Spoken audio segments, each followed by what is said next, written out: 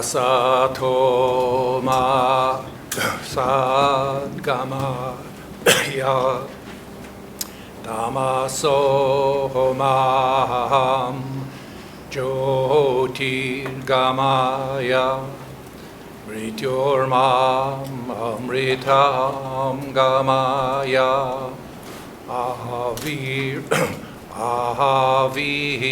maedhi Rudra yate dakshinam mukham te namaham pahinityam. Om, lead us from the unreal to the real. Lead us from darkness unto light. Lead us from death to immortality. And reach us through and through ourselves. Evermore protect us from ignorance by thy sweet, compassionate face.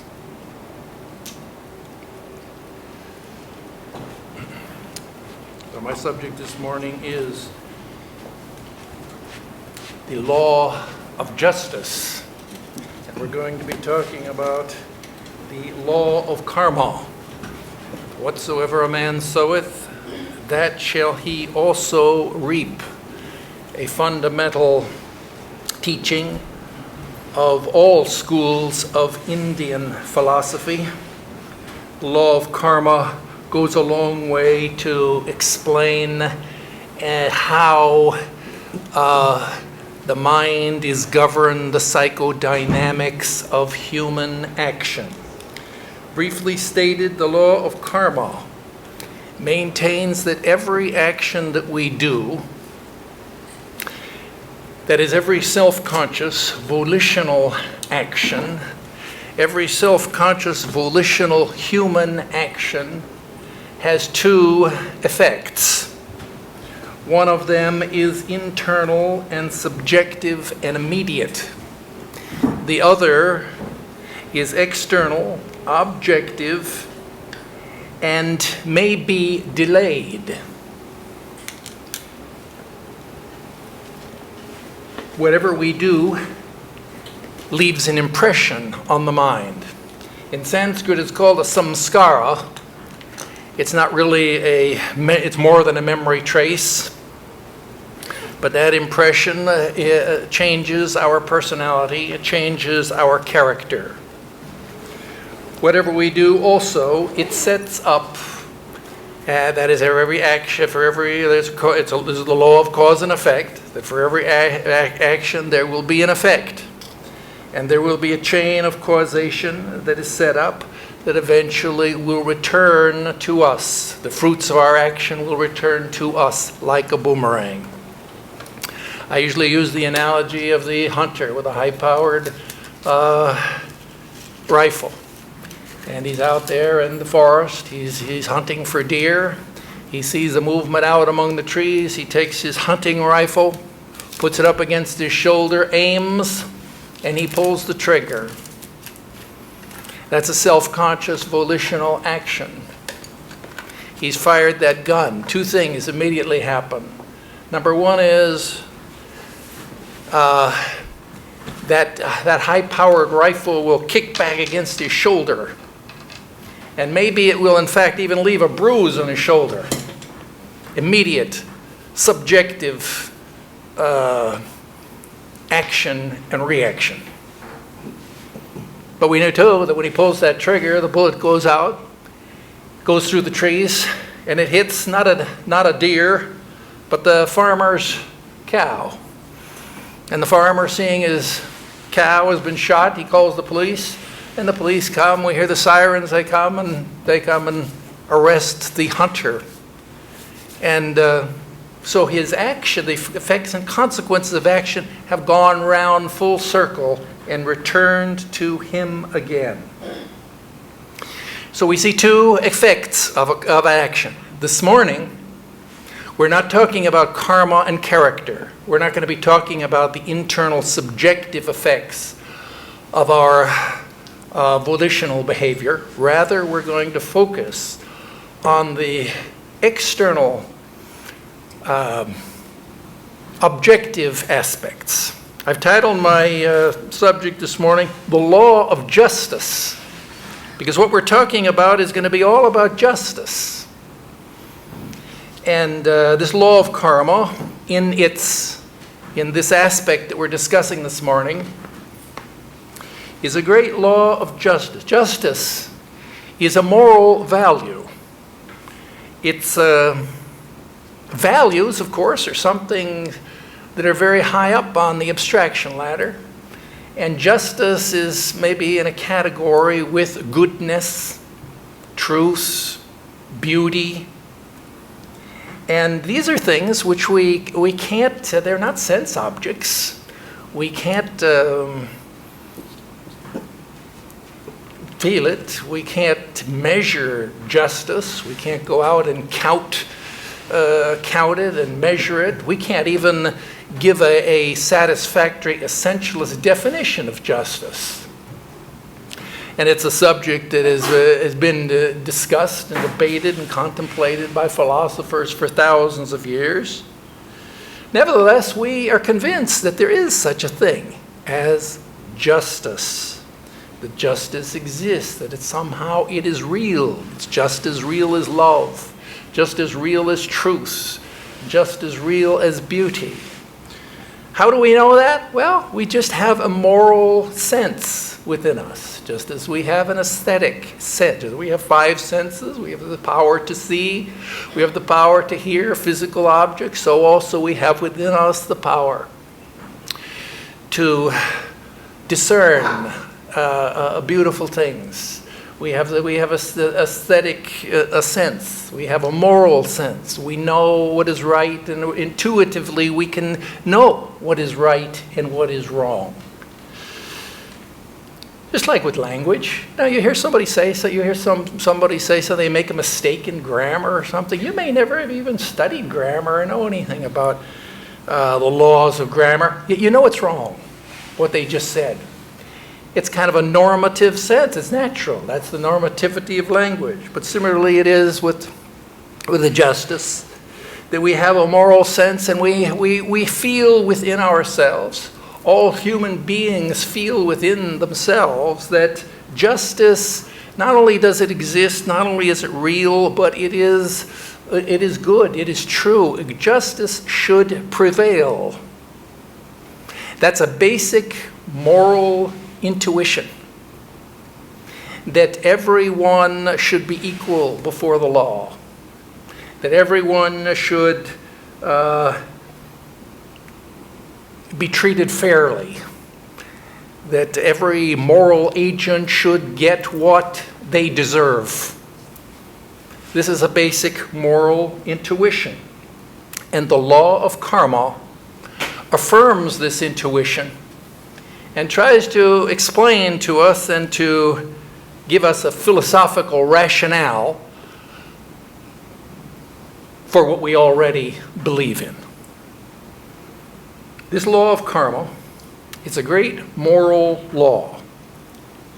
That is, it has to do with right and wrong actions.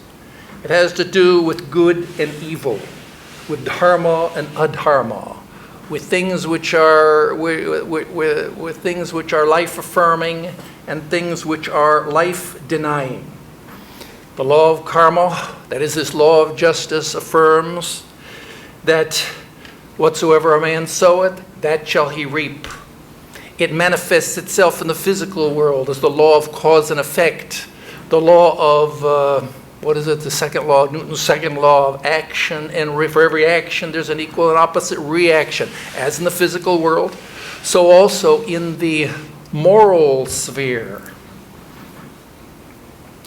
And what goes around comes around. And if you act with goodwill, you not only do you become a better person, that's the immediate internal subjective effect on your character. Not only that, but the consequences, the fruits of your action will travel around and will return to you, and in the form of circumstances that will reinforce your behavior. If you sin, if you act against the great moral law, natural law of balance, the law of the natural order of things, then the consequences of that, you will not only will you become a worse person, but the consequences of your action will travel around in a circle and return to you, will come back to you, and create difficulties in your life. In the words of the Christian Bible, be not deceived. This is a Christian Bible I'm quoting for here. Be not deceived. God is not mocked. Whatsoever a man soweth, that shall he also reap. They that plow iniquity and sow wickedness will reap the same. To him that soweth righteousness shall be a sure reward. So it's a law that kind of manifests, and it's a universal law, manifests really in all the great wisdom traditions of the world. But I think it's only in Indian philosophy where it's developed and as a full doctrine with a philosophical analysis and discussion. This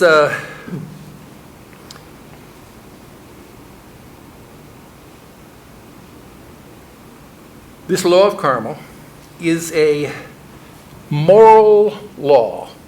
That means it's a law that governs actions that are considered as means to ethical and moral and spiritual ends. And generally, such moral laws are considered to be administered and enforced by some authority figure. And we think, for example, in a family, the father of the earthly father, he's the lawgiver of the family. He makes the laws of the household, and he administers and enforces those laws and metes out rewards and punishment to the children, hoping that the children will grow and mature in a good way. Similarly, it is in religion that there is our Father in heaven, who is considered to be, God is often defined in the Judeo-Christian tradition and monotheistic traditions. God is often defined as the lawgiver. That is, where did this moral law, which is within our psyche, it's deeply embedded in that is our conscience, where did that come from? Well, according to moral theology of monotheism, there is a personal God who is the great lawgiver. God makes the laws. God administers the laws.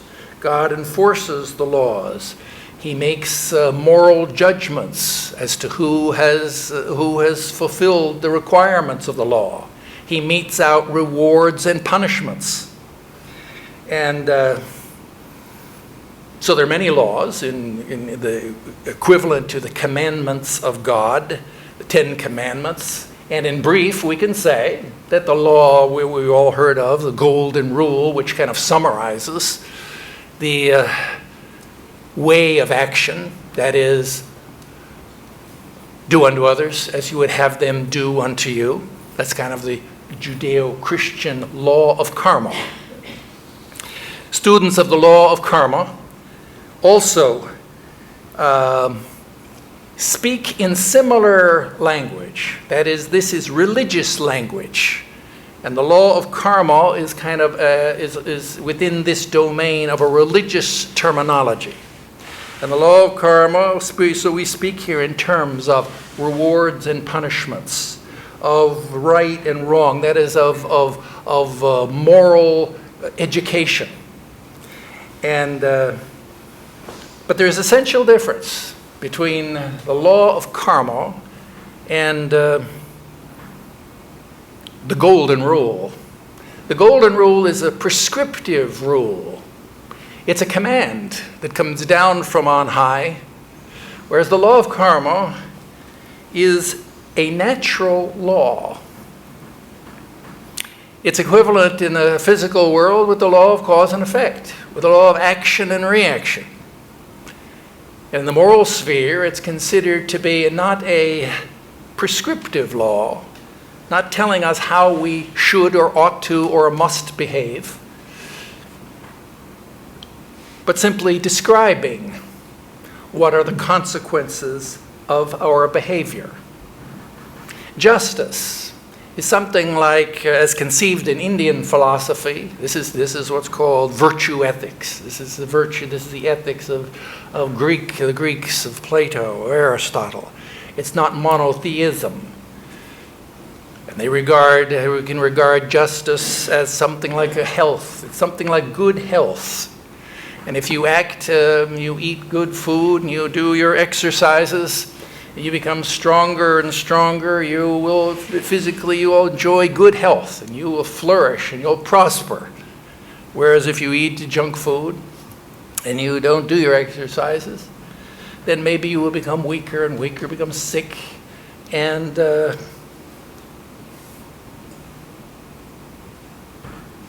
both of those cases, we could call them moral. That is their means to an end. What's the end? The end is the norm. That is a good health.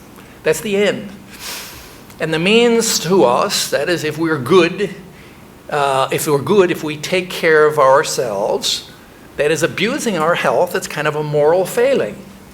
Promoting our health, respecting ourselves, respecting our body and our physical form is kind of a moral action. Therefore, we say that eating well and exercising, those are good actions. And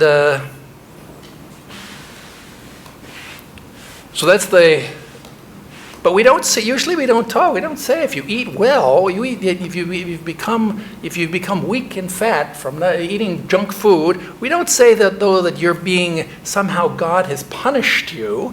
Rather we say, well, that was your karma.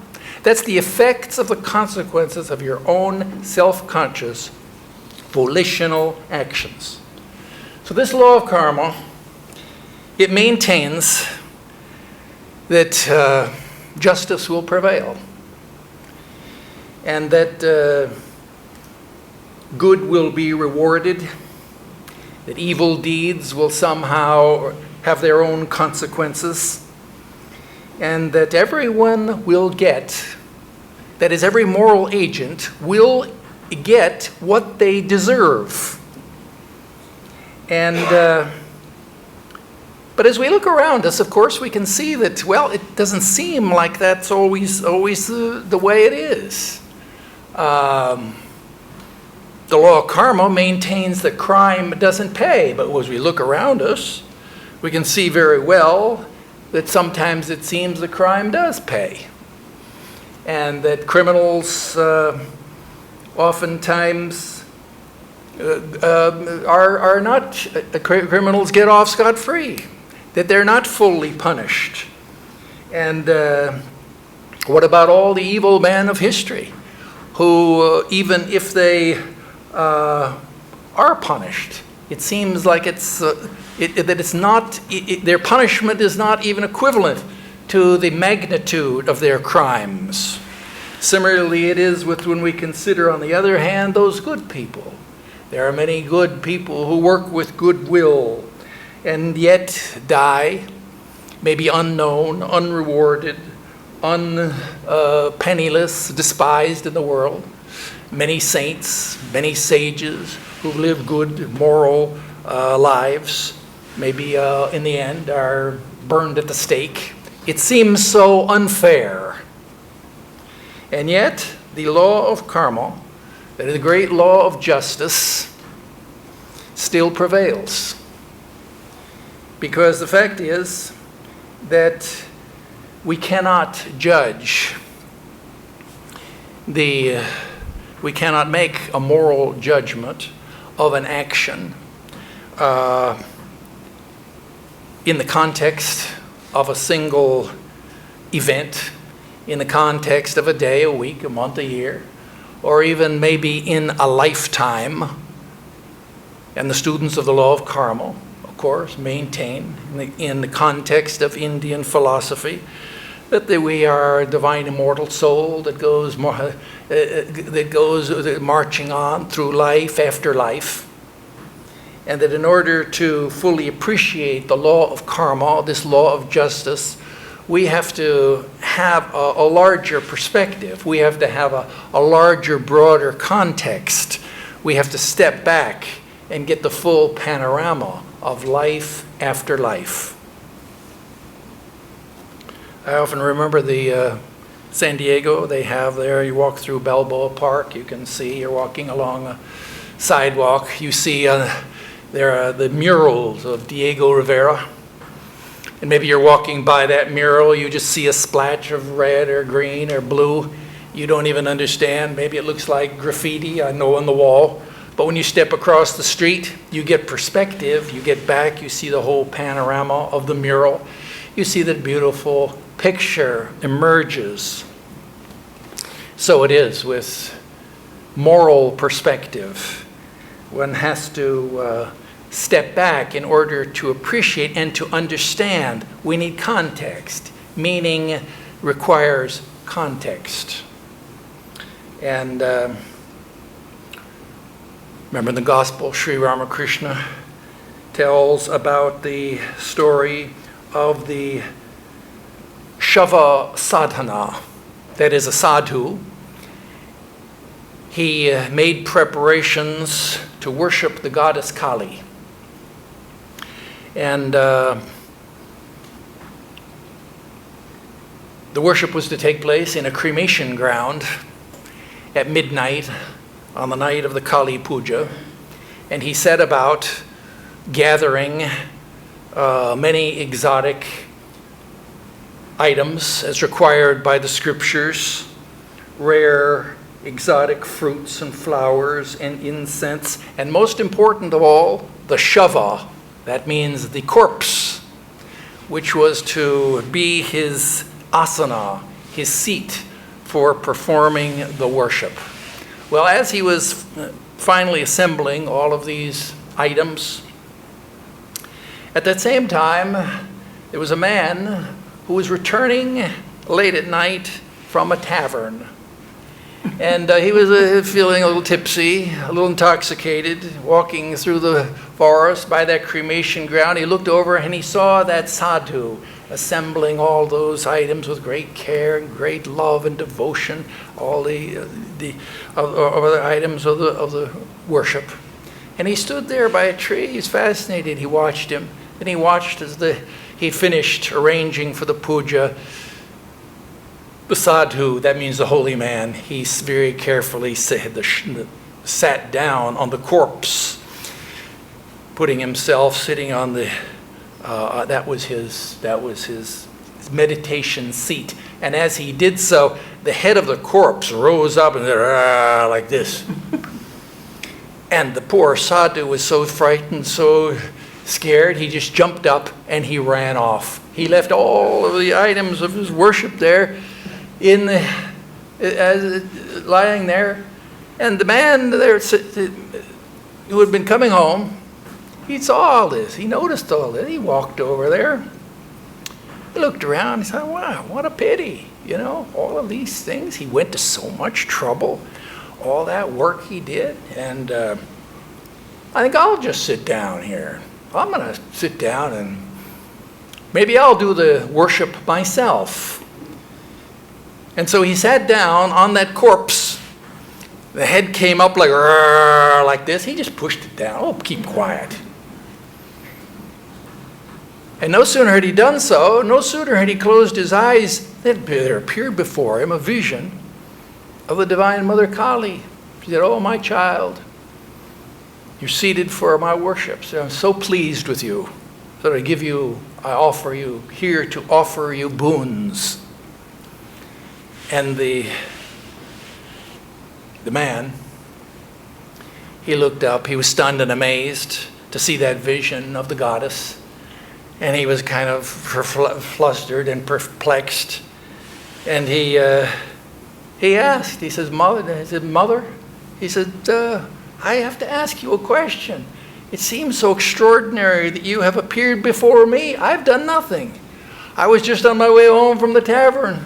I sat down here on this corpse, whereas the other man, who went to so much trouble, he was such a good devotee,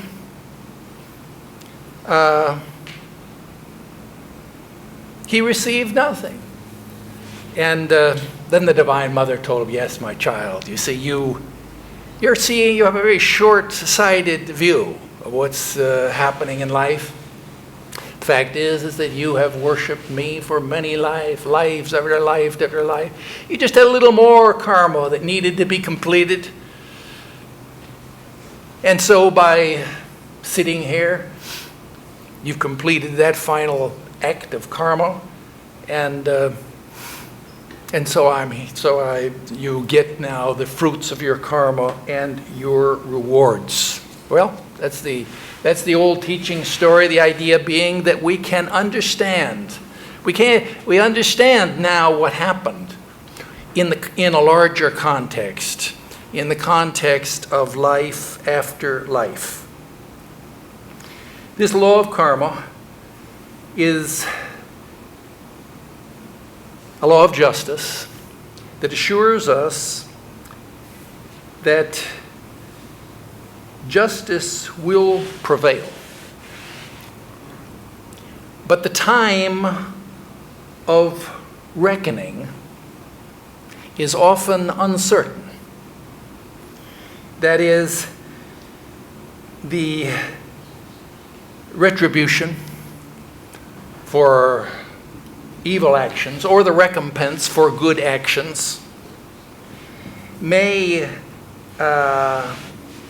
be either quick or delayed, and in some instances, the fruits of our karma manifest immediately. They manifest very quickly, and in the language of New Age jargon, we call it cash karma. And you all know examples of how when you do something immediately, kind of an action, reaction, response that balances the books. But oftentimes, months and even years and even lifetimes go by before the retribution falls, or before the positive fruits return. And it may seem that we've kind of sidestepped all the consequences of our actions. Sometimes it may even seem like we got away with murder. But in the long run, the law of karma maintains that justice will prevail. In India, there's a story about this, considered to be a kind of a true story, about a wealthy landowner who, very early on in his life, this all came out later, but early on in his life, he was a dacoit. That means like a highwayman. He was a highway robber. And he would waylay merchants on the way to town. And he and his gang were very brutal. And they often killed the people in the merchant's party. And this happened on one occasion. They waylaid the merchant. They killed his servants. They killed his son. And they robbed him of everything that he had. And that merchant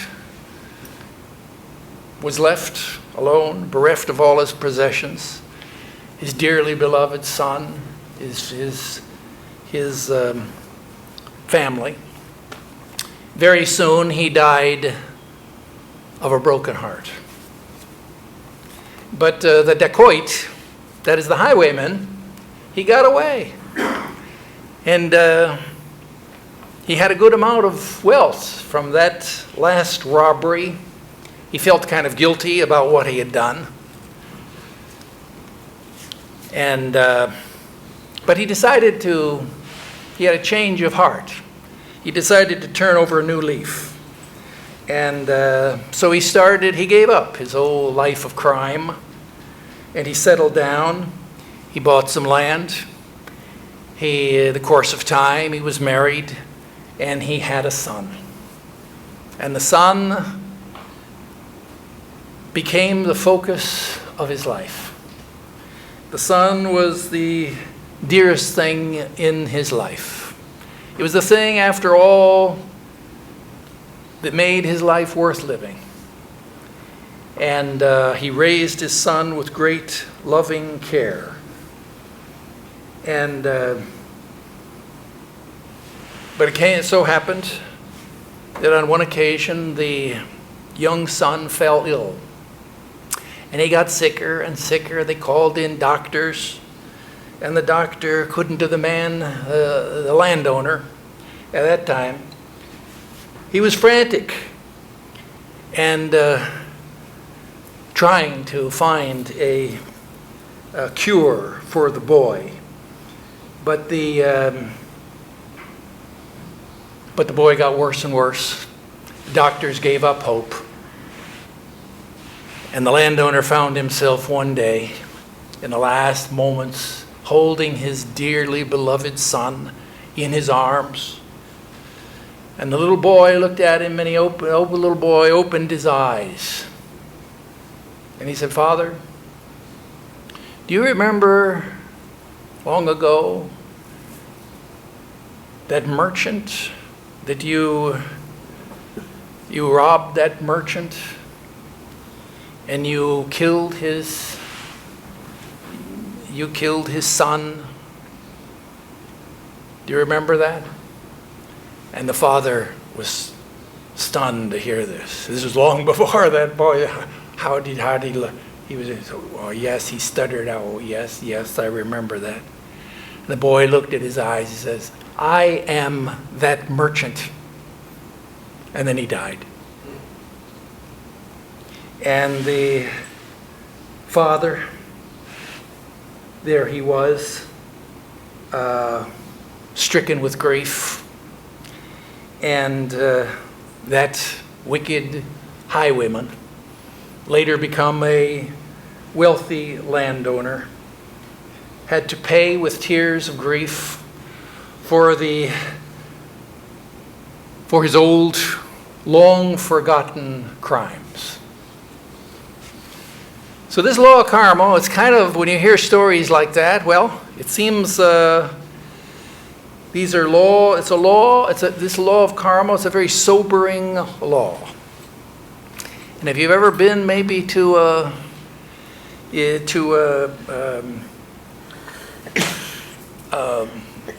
house of justice, you've been to the courts of law, maybe you've seen the statue of Lady Justice. And her attributes are, she has three attributes. One is she is blindfolded. One is that she's holding a scales, balance, right and wrong, good and evil, balanced in the scales. And she holds in her right hand an upraised sword. And it's a very sobering experience to be in the presence of that image, that personification of the law of justice. Greeks also had a similar idea. They had a goddess. The goddess Nemesis was her name. She was a goddess of fortune who watched over and enforced kind of anyone who offended the gods or the laws of the gods.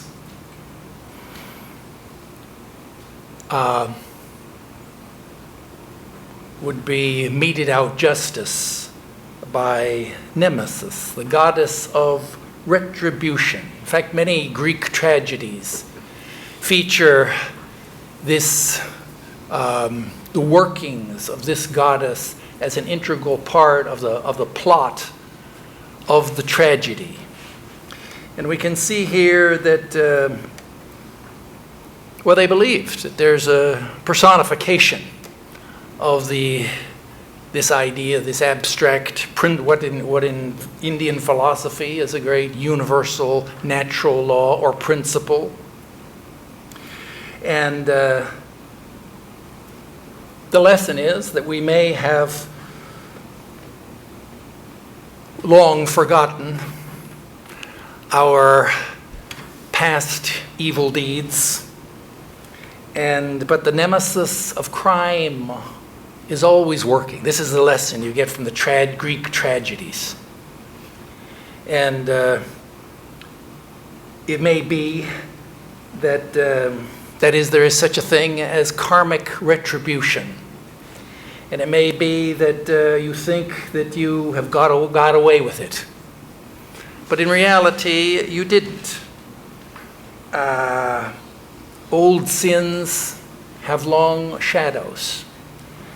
And just because you think back on the things which you've done, just because you got away with it, doesn't mean that that is just because you weren't caught, doesn't mean that you got away with it. And that there is a higher law which is working. And it's not so much the doing of the thing that is so bad. It's the consequences. The consequences come around and impact your mind and heart. And the day will come, the law of karma, that's kind of the sobering aspect of this teaching, that there will come a day of reckoning when we will stand before Lady Justice. And we'll see those scales, and we'll see that raised sword. And, well, karma guarantees that good and evil will return to the doer. Whatsoever a man soweth, that shall he also reap. And the yogis say, that is in the law books, for example, the laws of Manu, say that our karma returns to us always in kind, in degree and in kind. And when we think here of karma, we think here of action, we often think specifically of physical behavior, of physical action. But we have to remember that there's such a thing as thought karma and speech karma. Speech action in particular are more pervasive even than physical behavior. And the teachings of the laws of Manu, in the old law books, teach that if you think good thoughts, then good thoughts will return to you. If you speak good words, then good words will return to you. And if you do goodwill actions, then they will return in a physical way. Every action returns to us, that is, a moral action returns to us in the same degree and in kind. That is, if a farmer plants corn, then he will reap corn. And similar to what he has planted. And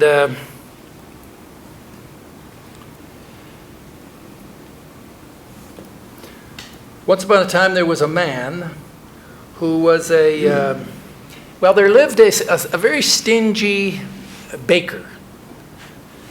And he was every morning he would get up and he would mix milk and flour and eggs and sugar, and he would make bread and cakes and cookies. And he would then put those in the window to be sold to his customers. And but that baker was so stingy that he never ever allowed so much as a crumb that fell from those baking goods to be given away. And even stale crumbs. When he saw poor hungry birds outside, he wouldn't give any of those crumbs. Well, it so happened that the baker's neighbor was a man of a different type, and he enjoyed a life of leisure. He didn't hold down a regular job. He'd get up late in the morning, but when he got up in the morning, the cool morning breeze would be the first thing that he would smell. He'd look up, he'd smell, coming from that bakery next door, the delicious aroma of baked cookies and cakes. He particularly enjoyed this fragrance. You see, the cinnamon cookies, you see, would come in his window. He'd smell that, gave him great happiness, great pleasure in the morning. Well, the selfish baker, he realized, he knew what was going on, and it kind of annoyed him that this neighbor was benefiting from his own hard work. He shouldn't have that privilege of enjoying the delicious odor of the bakery without just for free, without paying for it. And so the very next day, he went to his neighbor and said, "You can't any longer. You can't steal from me anymore. And you enjoy the smell of my bakery. You should have to pay for it. I'm going to charge you 10 pieces of gold to continue to enjoy that smell of that bakery. Otherwise, I'm going to take you to court. I'm going to sue you for theft." Of course, the neighbor just looked at him and laughed. And in fact, the very next day, the baker went to speak to the judge. He filed a lawsuit. And the judge, hearing this case brought before him, he called for the baker and for the neighbor to appear before him in the court of law, and instructed the neighbor to bring 10 pieces of gold along with him in his pocket. And on the day of the court trial, the courtroom was packed with curious citizens. And the judge asked the baker and the neighbor to tell their stories. The baker told his story in great detail and told how his neighbor was stealing the smell without paying for it. And the judge asked the neighbor if that was all true. The neighbor said yes, and so the judge said, "Well, reach into your pocket, and I want you to take out those 10 pieces of gold." And the neighbor did, so the judge says, "Okay, I want to hold that gold in your hand." He said, "I want you to clink those coins together." Clink, clink, clink. He turns to the baker. "You hear that clinking sound?" "Yeah," said the baker, "I hear that." "That you enjoy the sound of that smell, that clinking sound, don't you?" "Yes." "That's very good. Very good to hear that. Thank you, Judge." And then the judge said, "Yes, very good. And this then is my decision," said the judge. "The neighbor has enjoyed the smell of the bakery, and the baker has enjoyed the sound of the gold coins, and therefore justice has been done. Case dismissed." And well, it kind of illustrates the idea. They are the students of the law of karma and the old books of Manu, the law books, which assure us that our karma will return to us in degree and in kind, in proportion to what has happened before. This is why, in Indian, on other occasions, when we've spoken on the subject of heaven and hell, we know that heaven, in Indian philosophy, heavens and hells may be there, and we may sojourn there for some time, but it's never going to be an infinite amount of time, because whatever good or bad deeds we have done, the fruits of our karma will be finite, and therefore the rewards or punishment will be in proportion to our work.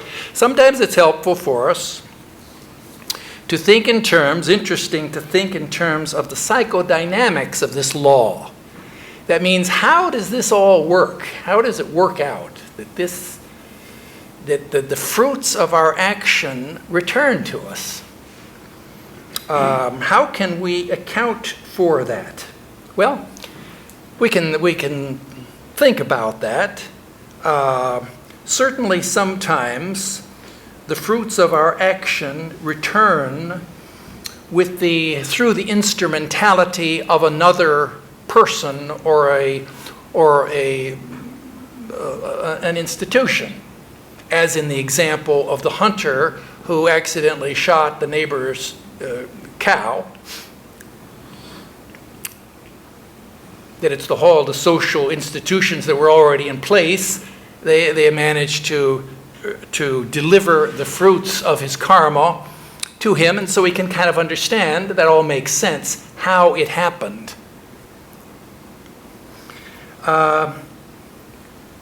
Sometimes the fruits of our karma return. It's more psychological, and it has to do with the part of some of our character, but the fruits of our karma return to us through our own actions. That is, we do something to facilitate and to make it so happen that the fruits return to us. And I always think about the famous example there of Dostoevsky's The Crime and Punishment. You know how in that novel, Raskolnikov, young student, he commits the perfect crime. He's a nihilist. He plans this crime, commits this perfect murder. No one has no evidence. He gets away with murder. But then his conscience starts working. He battles his conscience. Something is psychology. And there's just something within himself. He starts to, in conversations, he starts to purposefully kind of give himself away. Hints.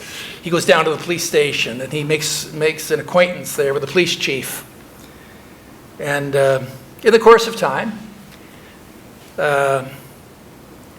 he exposes himself. And so that pretty soon they know that he has committed this crime. Well, how did it happen? Well, we can see kind of psychologically. The person himself has enabled this to happen. On other occasions, however, we can't account for it on that way either. And then sometimes it happens more in a more mysterious way. And I remember on one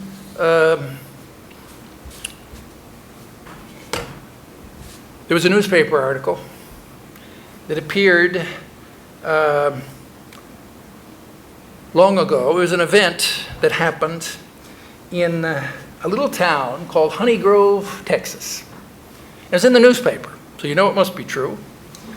And the facts of this case came out later. Well, it so happened that there was a rancher who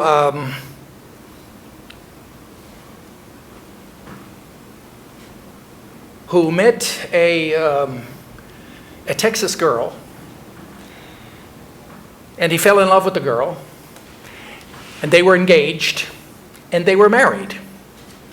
And unbeknownst to the rancher and to his new wife, there was a third person. His name was Henry Ziegland, and he harbored a passionate, secret love for this Texas girl. But he was so passive. He was so, he never made it known to either one.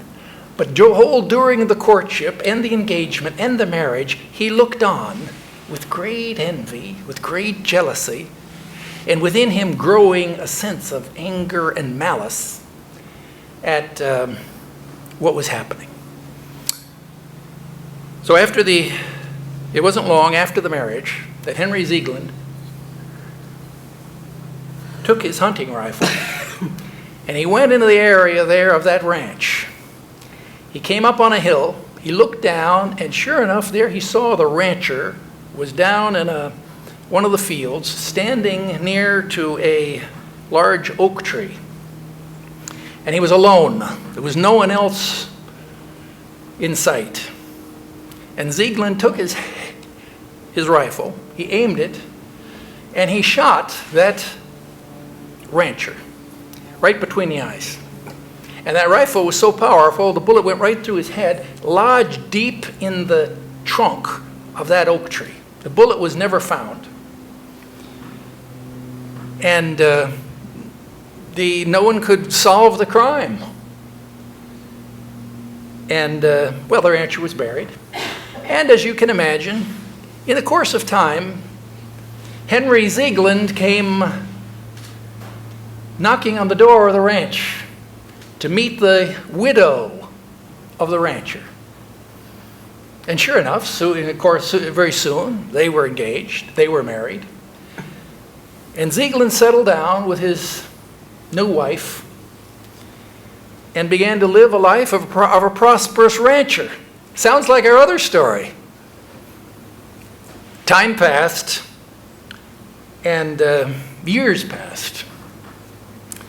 And years later, one day, Ziegland, alone, was out plowing his fields. And he saw that there was an oak tree. That oak tree had long kind of withered and died. He cut off branches to use for firewood, but now it was left just a big stump of that tree. He tried to dig it out. He wanted to get rid of that. Couldn't dig it out, so he got some dynamite. Planted the dynamite underneath that stump and lit the fuse, exploded the stump. And the explosion, it blew up the stump, tore apart the wood, and the force of the explosion also took, within that wood, that was that bullet. The force of that explosion drove that bullet out from the stump, right, hit Henry Ziegland right between the eyes. He died, and there he was found. And later on, with the bullet and with the gun, they reconstructed the crime. And so, well, what are we to make of that? You see, we can't, it seems like an incredible coincidence.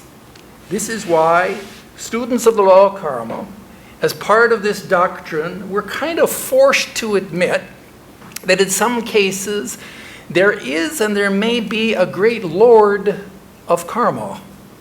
That is, there must be a super intelligence that's kind of put all that together. How did that work? How did all that happen? And so the students of the karma, that is, God may play a part in delivering the fruits of our action. Notice here that God is not a judge. God has not made any laws. All God has done is to deliver the fruits of our own karma. God has given us what we deserve. He's made it possible for us to get what we deserve.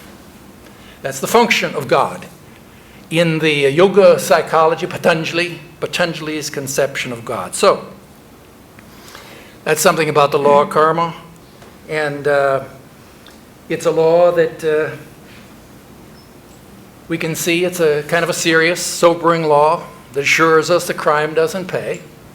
On the other hand, it is a law that gives us great hope because it assures us that virtue and goodwill actions will be rewarded.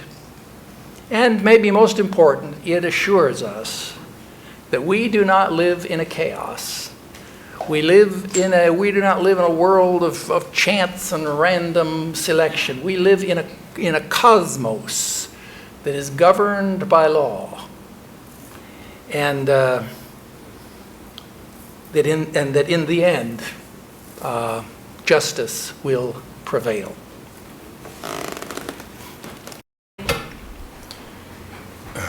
Om Dyo Shanti Antariksha Shanti Prithivi Shanti Apa Shanti Oshadaya Shanti Vanaspataya Shanti Vishwe Deva Shanti Brahma Shanti Saravam Shanti Shantireva Shanti Same Shantiredhi Om Shanti Shanti Shanti.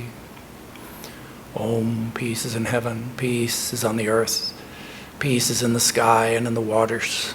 The herbs and plants and trees are full of peace. The gods are peaceful. May this eternal, universal peace enter our souls and beings. Om, peace, peace, peace be unto us all.